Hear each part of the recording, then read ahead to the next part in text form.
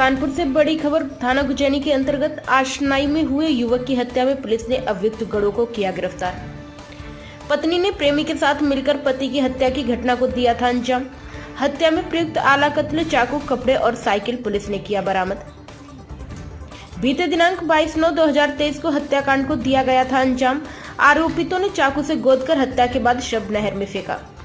प्रेमी राजेश कुमार उर्फ रामू और मृतक की पत्नी सुमन यादव को पुलिस ने गिरफ्तार कर भेजा जेल। शव की तलाश में गोताखोरों के साथ पुलिस की कई टीमें लगी। डीसीपी दक्षिण रविंद्र कुमार ने प्रेस वार्ता कर दी जानकारी। प्राइम संदेश न्यूज से शकील अहमद की विशेष रिपोर्ट।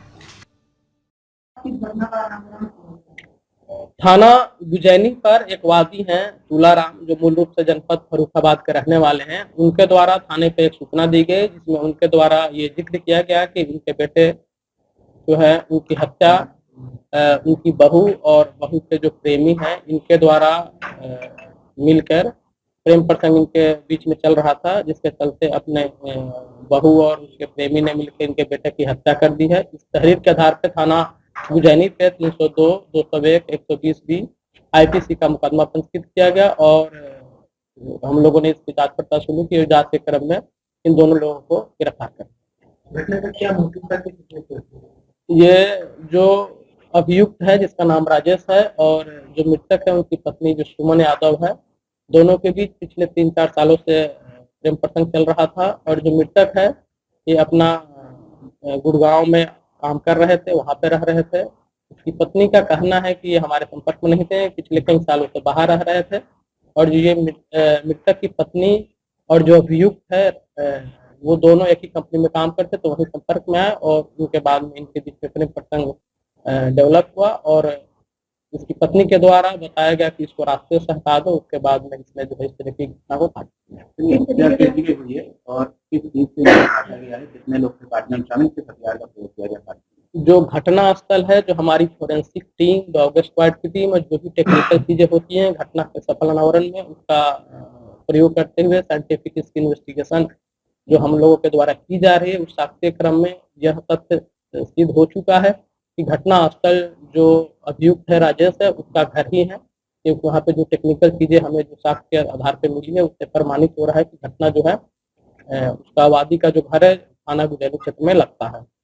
और जो अभियुक्त जो है वो बार बार घटनाक्रम को चेंज कर रहा है और इसके द्वारा जो है हमें कई बार बरगलाने की कोशिश की गई, लेकिन जो हमारे पास जो टेक्निकल चीजें थी, इलेक्ट्रॉनिक एविडेंस थे, उसके सबूत थे, उसके आधार पर फिर जब इससे पूछताछ की गई तो इसने और जो मृतक है उसकी पत्नी से भी हमने अलग अलग पूछताछ की, तो दोनों के बातों में कंट्राडिक्शन हुआ। फिर जो हमारे पास इलेक्ट्रॉनिक एविडेंस थे उसके आधार पे जब आमने सामने करके इनसे पूछताछ की गई तो दोनों ने इस बात को कबूल किया कि हाँ घटना जो है 22 तारीख को लगभग 11 से 12 बजे दिन में इसने अभियुक्त ने घटना को कारित किया है और घटना को खुद इसने अकेले ही घटना को अंजाम दिया।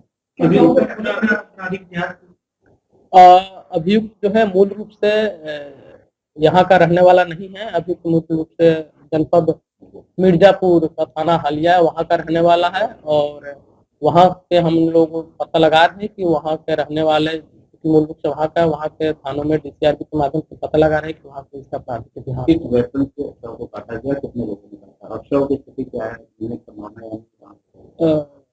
जब इससे पूछताछ की गई तो इसके द्वारा जो चीजें बताई गई और इससे पूछा गया कि किस किस ने घटना कारित करी, तो इसने बताया कि हमने एक चाकू से इसकी गला काटा था।